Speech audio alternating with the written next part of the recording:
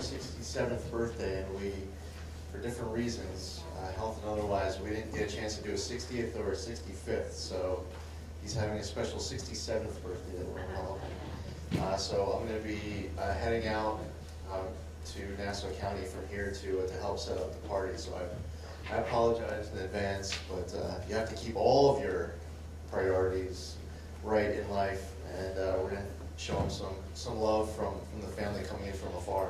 So it's great to be with you. I look forward to being able to answer some of your questions this morning. I'll just briefly give an overview and say, well, first, it's great to be back in the district. If you spend too much time in Washington, D.C., you start to think that, so the people who say, well, they should never leave, because there's always something to do. I will say that if you spend too much time, you would start thinking that Washington's reality and everything else is not. When the fact is that everything else outside of Washington, D.C. is reality, and what happens there is something else. So it's nice to be home in your district with family, with constituents. So I'm going to be here. We're all back in our districts until just after Labor Day. Right now, some of the local issues. I guess a brief overview. We'll get a chance to talk about a number of things. September dredge window, the red knot bird is coming, so we're working with the county and trying to move the dredge window up to September. It's an October to November dredge window at this point. So Fish and Wildlife, once a red knot bird comes, that creates an issue. Cedar Beach in Southold is one of 8 beaches that are in these 10-year windows in 3 towns: Riverhead, Southold, Southampton are the 3 towns. So we're getting close to a resolution on that. Hashimama Cove is a project that is, as far as the federal government goes, is through all of its approvals. We have to get a local sponsor.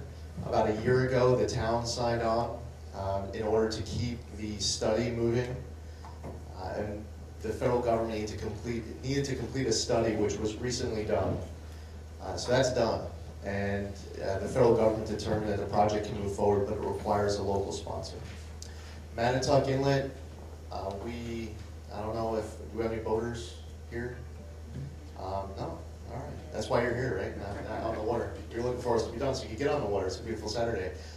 We haven't received any recent complaints about the status of Manitowoc Inlet, but I will say every time I meet with the Army Corps of Engineers, it's a topic that I bring up or they bring up knowing that I will bring it up. The Army Corps knows that if we have an issue with the inlet in the federal area that we are going to want them to instantly help dredge it out. If you get any personal reports back that you see something change, because sometimes they happen randomly. It usually happens as a result of a storm, sometimes it happens randomly. If it does, just let me know. Let our office know. We have been working closely with all different levels of government on different dredging projects. The Manitowoc Inlet is one that we just always want to keep the Army Corps ready whenever that need arises so that they are able to react quickly. Plum Island, the House just passed for the 5th time legislation to stop the sale of Plum Island. The version that just passed changes the federal law. It stops the sale. The Senate has to pass a bill. As you all know, you all learned in elementary school or middle school that how a bill becomes a law. The Senate needs to vote on legislation to save Plum Island. The good news of progress is that $1.5 million was just approved to help restore the lighthouse. That does not completely restore the lighthouse. That is a very significant, urgent need, that $1.5 million. We're going to continue to have to work together to get additional funding, but this is going to help stabilize a couple of key aspects with regards to Plum Island. Ticks. There was a piece of legislation that was passed down in Congress, became law. This is last Congress, that required DHS to expand its mission in tick research, formed a working group to develop recommendations, and those recommendations should guide the federal government, Congress specifically, on what else we can do to help address the issue of ticks, which is something that I know many of you have brought up to me. There are some issues that people have raised with regards to the membership on the working group, so that's something that we're looking into. It might require additional legislation because more people want more diverse people at the table in developing these recommendations for Congress to act. But from the federal level, that was the #1 piece of legislation for people who cared about the issue with regards to ticks and Lyme disease. I've had Lyme disease myself. It's personal, and I've seen people who were much more adversely impacted by their experience with Lyme disease, and it's happening way too much. My daughters are 12. We all have friends, family in the area, and we're concerned about them as well. But from the federal government standpoint, the next step, if we need to make an improvement to the working group, we do that. But on top of that, it's actually the working group producing recommendations to the federal government to act. I'm covering everything. We get back to, I want to do helicopters, make sure I take care of some of these other little things first. All right, with regards to helicopters, there's a new FAA administrator coming into the position.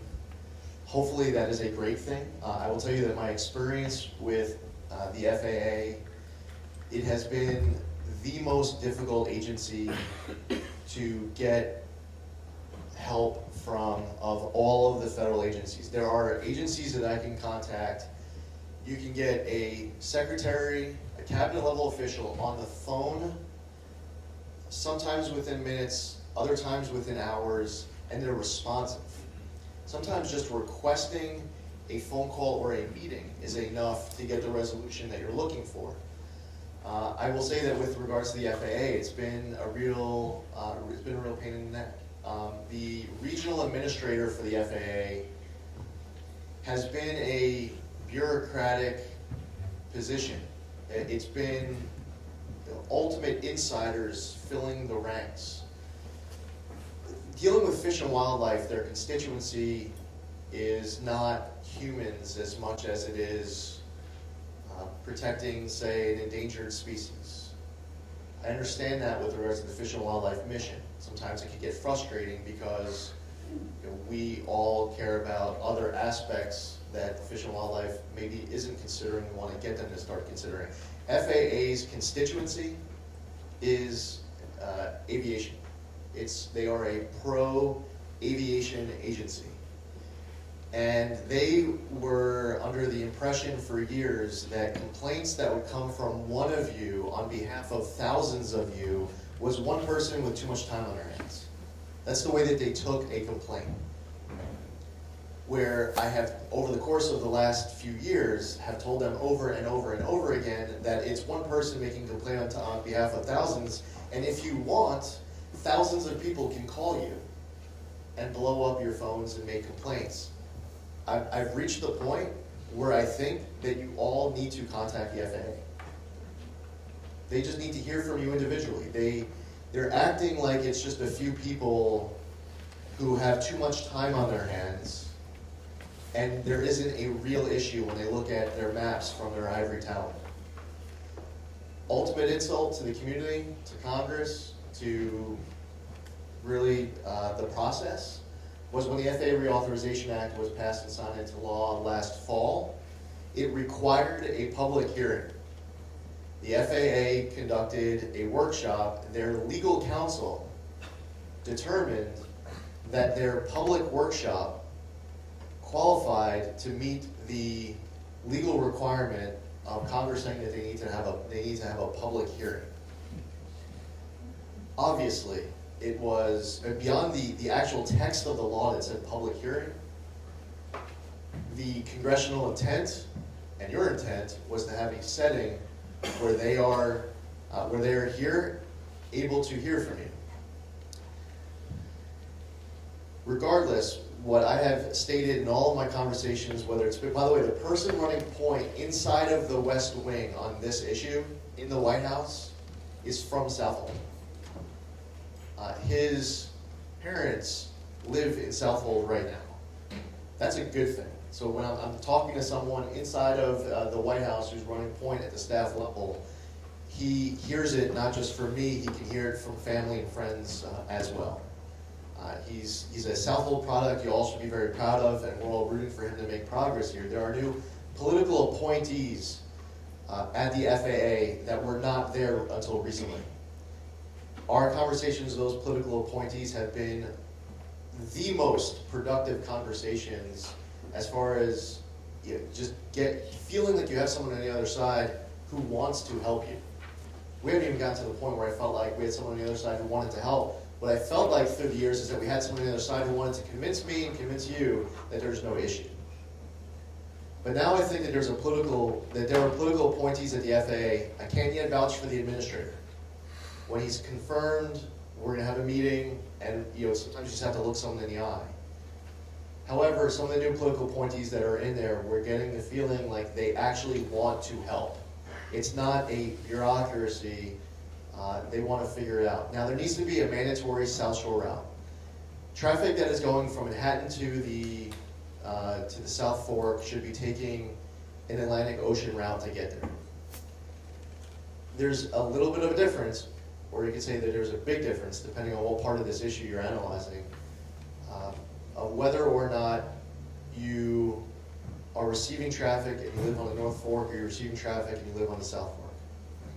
For those who live in the North Fork, you're, as you know better than anyone else, you know better than anyone at the FAA, is traffic is flying over your home to go to the South Fork. They're not landing here, they're not shopping in your local economy, they're not in your restaurants to the extent they're on the South Fork. If you're on the South Fork and you live next to an airport, you purchased your house next to an airport, that is a risk. If you purchase a house next to a landfill, you purchase a house next to a trap and ski, you purchase your house next to numerous other examples, I understand your frustration, especially when it becomes worse than it's ever been before and you live, say, next to an airport. But it's a whole other thing if you live on the North Fork and all you're doing is getting passed over to get to the South Fork. There needs to be a mandatory South Shore route. The North Shore route needs to be an all-water route that goes around Orient Point, that goes, ideally would go around Plum Island. The last time there was an extension of the North Shore route, I learned, actually, we were together. We had this meeting. And it was that day, it was actually Teresa who contacts me, and she found out that the Federal Register, 9 a.m. on Monday morning, was going to be posting an emergency extension of the North Shore route. That's not how the process should work. That's how that FAA, that bureaucracy from the top, bottom, pro-aviation, not caring about you, thinking that there isn't a real issue on top of it all, that's their way of avoiding any local input, any type of public comments, any type of public hearing, to just jam it through an emergency basis.